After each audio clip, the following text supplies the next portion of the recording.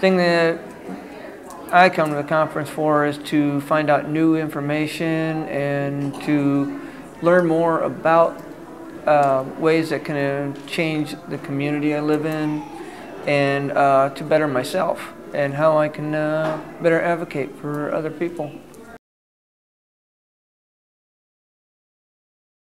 Within literally the same street, we have a grade school and a junior high. It's usually pretty active as far as traffic, the school buses, and just general amount of people getting around, and basically live in a urban area. The fact that it's on a snow route for transportation, as well as the kind of the neighborhood feel of everybody helping out everybody.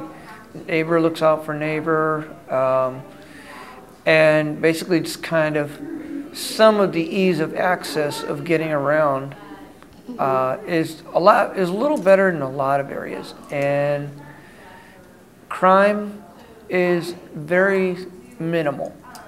So we just moved there for safety, for easy access for transportation because of it being in a school zone, and right off a shock route for the city plows and all.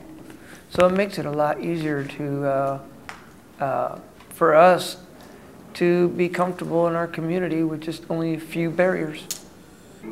We plan on staying in there for pretty much the rest of our lives because we went and purchased our own home, and we had it all modified for for me and my wife's needs.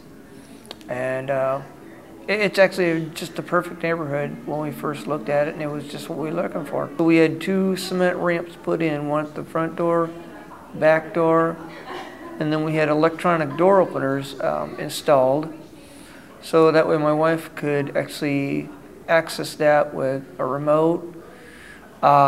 We've had additional lighting put in for my needs, so that way I could see clearly of getting around.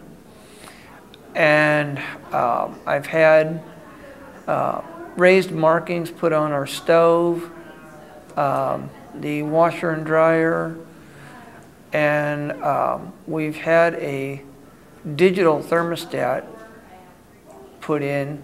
Couldn't find anywhere where I could get an audible thermostat, and that's the only downfall with that.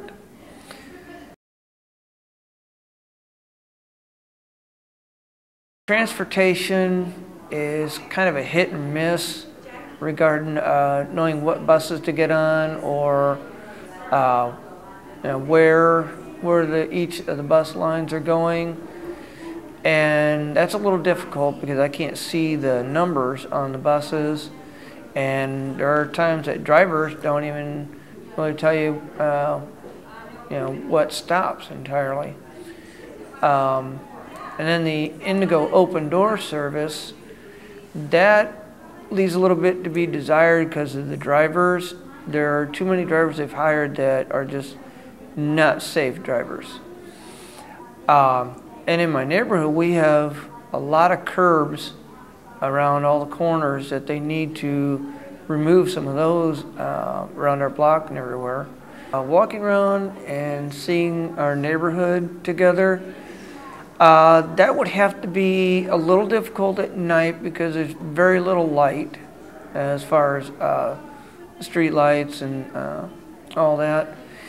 And as far as being able to find places to sit and relax, to kind of rest up, that is extremely difficult to find.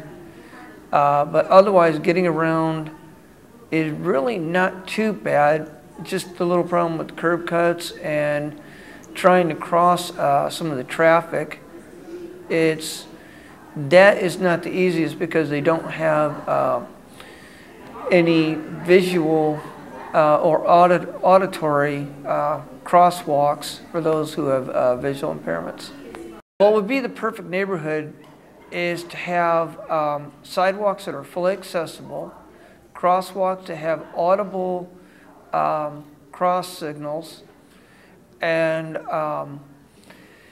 maybe have a better access to different stores and businesses around our area, which a lot have been moving out lately.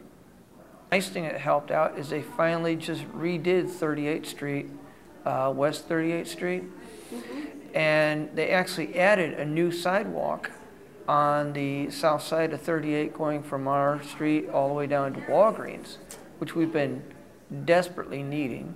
They've improved all the curb cuts and made the sidewalks just a little bit wider.